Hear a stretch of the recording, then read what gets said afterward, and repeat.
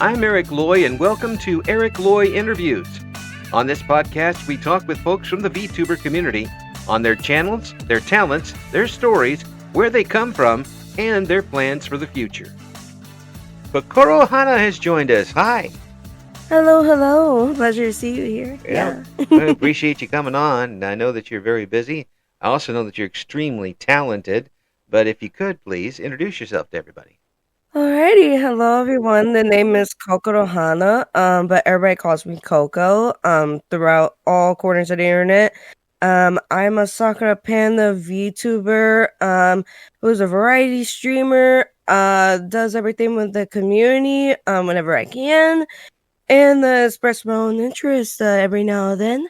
Yeah. Yeah. I mean, you've got a lot of things going on. I mean, it's you've done. We're going to hopefully play one of your musical covers here. You do a great job with the flute.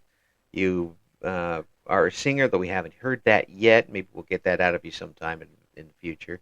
And also, you've done some ASMR work. Yes, I was playing a little bit of each of those stuff that you mentioned. Mm-hmm. For being a flute player, I've been playing since I was 12 years old. Mm-hmm. I did piano first, the year prior. But throughout the years, I played flute for 15 years. I even went to school for it. Whoa. Dang. Yeah. That's I did the whole marching band too as well. I played the whole class of all the types of flutes, including piccolo, alto, bass, and the contrabass. That's pretty rare to find. Yeah. But I did play it during my college years. Oh my gosh. I never have understood how the flute works. No. I certainly wouldn't have the breath control needed to do something like that. But no, when I was in grade school, my instrument was a tenor saxophone, and in grade school, the tenor saxophone only played one whole note the entire song. Well, the tenor sax got that bass, you know, like it has that really good like bass sound.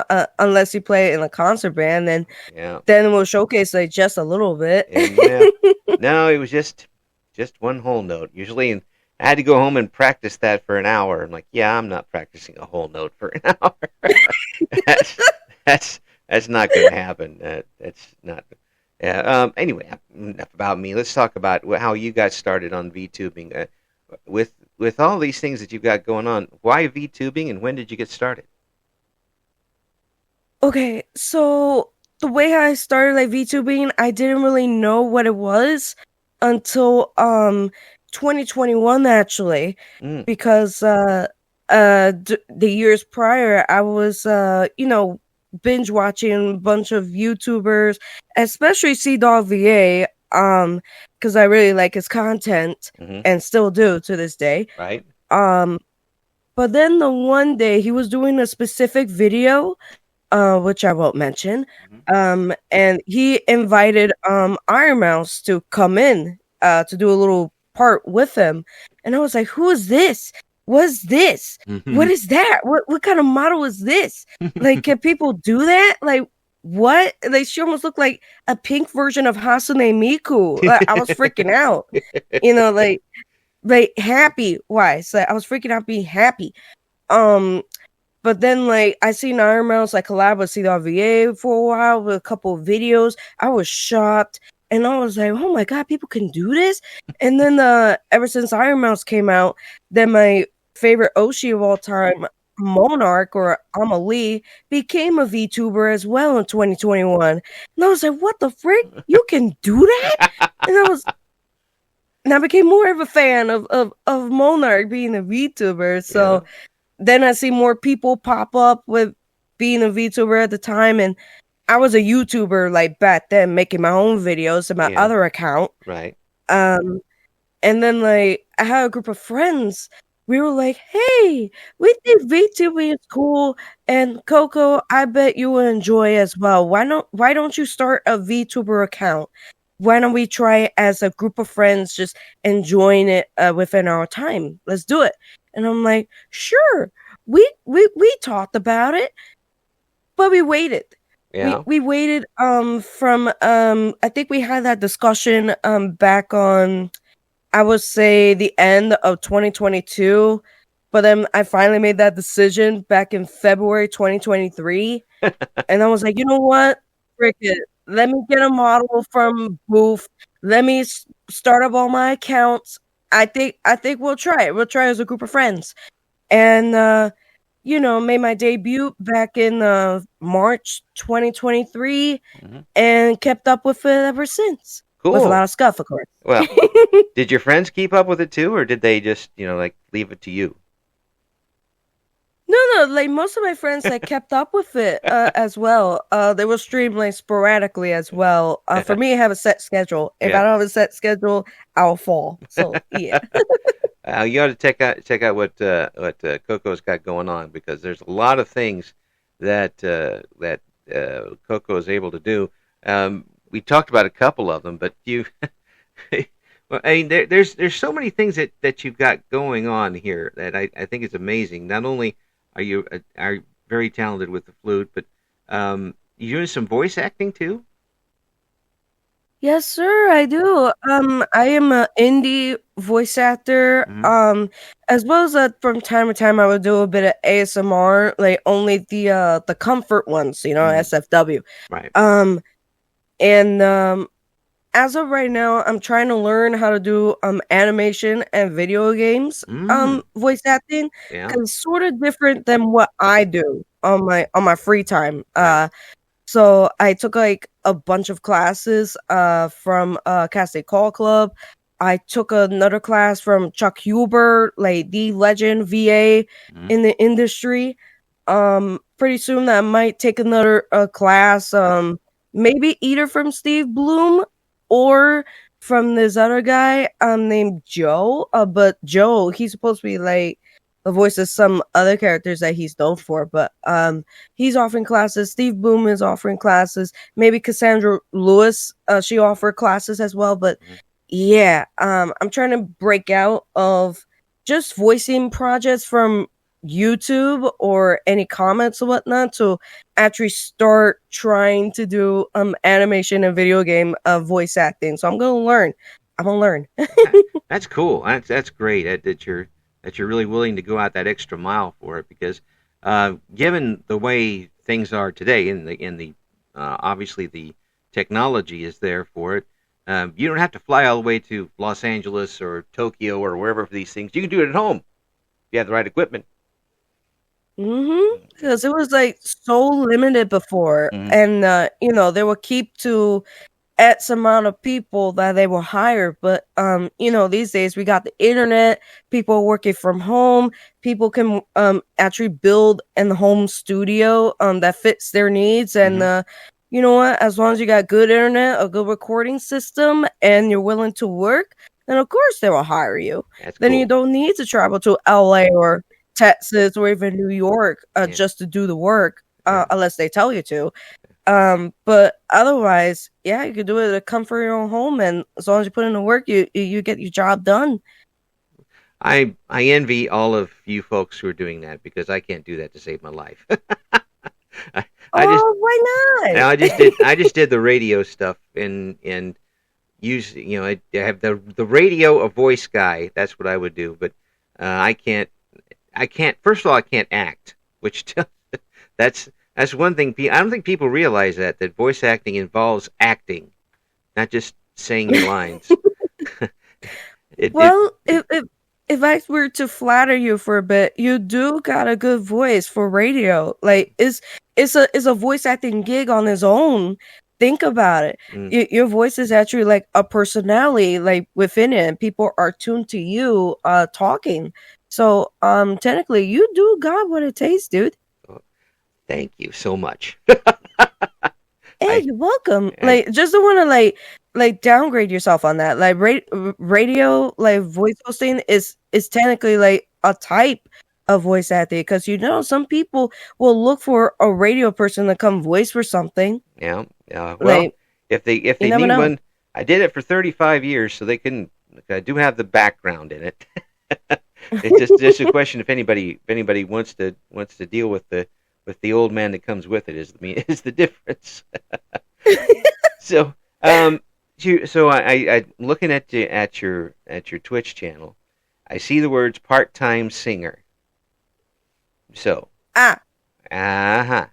Are you gonna be doing some online stuff with it here soon? With singing, I'm still trying to find like some good songs that will fit my range because my voice is freaking weird. Hmm. Like like sometimes it would hit high when it wants to. Like like if it hits like very very high, I could try to imitate like Iron Mouse like for you for quite a bit. Like ay Dios mío coño, like god damn it, you know. That's pretty Um, good. or sometimes it or sometimes it can be low, I'll be like, "Hi, I'm Kafka. How are you doing?" Like something like that. I don't know. It depends. It depends. It's like one of those Um, one of those days if you can only sing a certain song if you have a cold because your voice will be lower. That's what used to happen in radio every once in a while. You could hear somebody if somebody sounded a little more lower than usual on the radio, they usually had a cold. The yeah, but weather forecast. I heard that with good singing technique or even good singing lessons can help with voice acting as well because it does take like a bunch of breath control and just staying in tune with what kind of character that you are doing. Hmm. So singing lessons they help guys. Yeah, Yeah. absolutely. So, what got you into doing the ASMR scripts? What made you give that a try? That was actually part of my previous content that I did before. Aside from doing comic dubs, parody skits based on voice impressions that I've done in the past. Yeah. A friend of mine, they were asking me, "Hey, you should try some ASMR content." And I was like, "What do you mean?" They were like, "Well, particularly for you, Coco, I know you're a wholesome being, so let's stick with the safe scripts, the comfort scripts, Hmm. or even you could be like, one of those friend roles that you play for people. So why don't you try that?" And I'm like, "Okay, sure, I can do that." And they were like, "Wait, also bring in your voice impressions. Bring the best characters that you could do into a character ASMR. Yeah. Why not try that?" And I was like, "Okay, I would do my best." And from time to time I would do that and people would comment. They were like, "Oh my god, you did so good as Venti, you did good as Shao, Hmm. you did good as that one girl character, Uraraka. Oh my goodness." I'm like, "Okay." And sometimes I want to showcase my own voice, Right. but other than that, the ASMR is okay. You just gotta like pause whenever there's a pause, so then the reader could react, and then you could start reading the script again, Yeah. in character. Yeah. Uh, but other than that, yeah, I just stick with the safer work stuff, not NSFW. I don't have the guts to do it. Yeah. That gets that's a whole new category there in more ways Oh than yeah. one. In more ways than one. So, did you? I say you were involved with playing the flute since you were in your preteens. Were you somebody that Yeah, always wanted to be up on stage and entertaining people? you could say that because I felt the entertainer in me that I really need to go out and perform, Hmm. aside from doing marching band, because marching band, you literally get up on the field and entertain for Oh the yeah. audience. Yes. Um, but that was back in high school. Hmm. College was when I participated in band, and the more I got better and climbed up the ranks in flute playing, I ended up playing in the orchestra with Ooh. them. I even remembered I did flute choir throughout my entire years in college, Hmm. and that's where I got introduced to a bass flute and alto flute. So I would switch sporadically when we were in choir. Hmm. Um, and I remember I ranked principal flute for my senior year that I actually got the opportunity.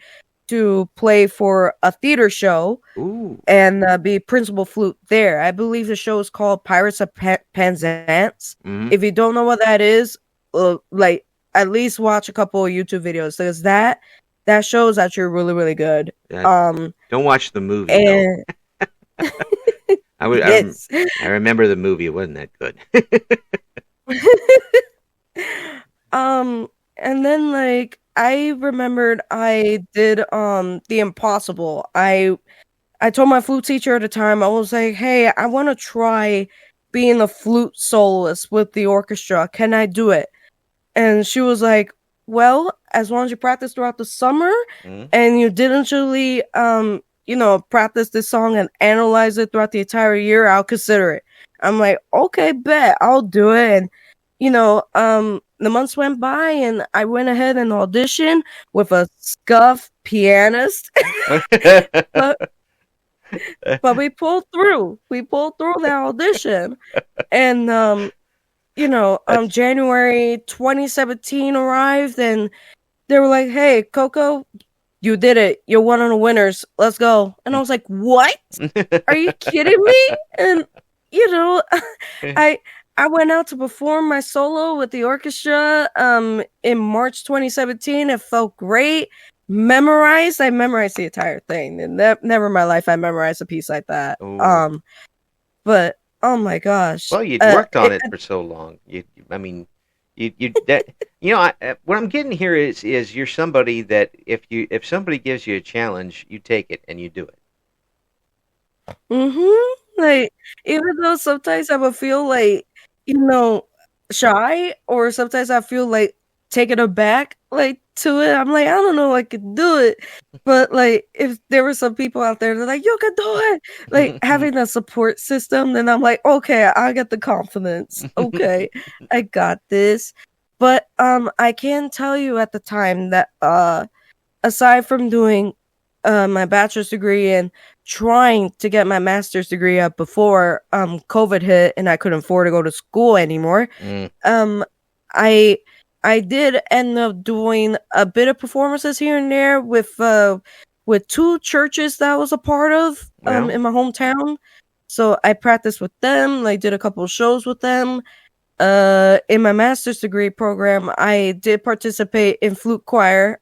Again, I even wrote an arrangement for them, as well. oh wow, Um, Even my bachelor's, I wrote an arrangement for them, and we took it to a flute convention. So that was pretty awesome to do.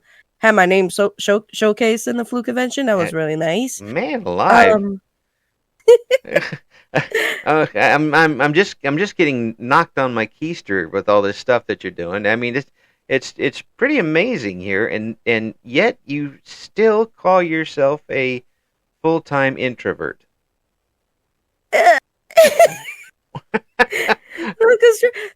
Because they trust me. Like when it comes to like VTubing or trying to perform, you gotta give the best that you can. Like it's either you fake it till you make it, Uh, or you just really in the zone and perform as much as possible. But when you get out of performance mode, that is different. mm, yeah, then it all hits. It's It's so different. time to curl up in a ball in the corner. Thank you very much. Good night. Yeah, and like it's just for me, like when COVID hit and I had to like redirect my direction with what I wanted to do in life, I was like, man, I wanted to perform again, like really perform on the stage. Uh, the pandemic really kind of set me back like for a while, Yeah. so I had to hold a job or two to give myself some financial support. But when the VTuber thing came in, I was like, you know what? I'm gonna give it a shot again, even if it's I perform through a model. Then I can absolutely say that I will give this a shot, be a performer again, and do the best I can. That's all I can ask for. I'll Yeah. tell you, this person, Coco, can it's a performer. Whether whether Coco believes that they are or not. But we're going to play something right now. That's one of your covers. You've got plenty of them, folks. You've got to check out the YouTube channels, and that there's so many of these covers on there. This particular one is from Naruto. Why did you choose to do this particular cover?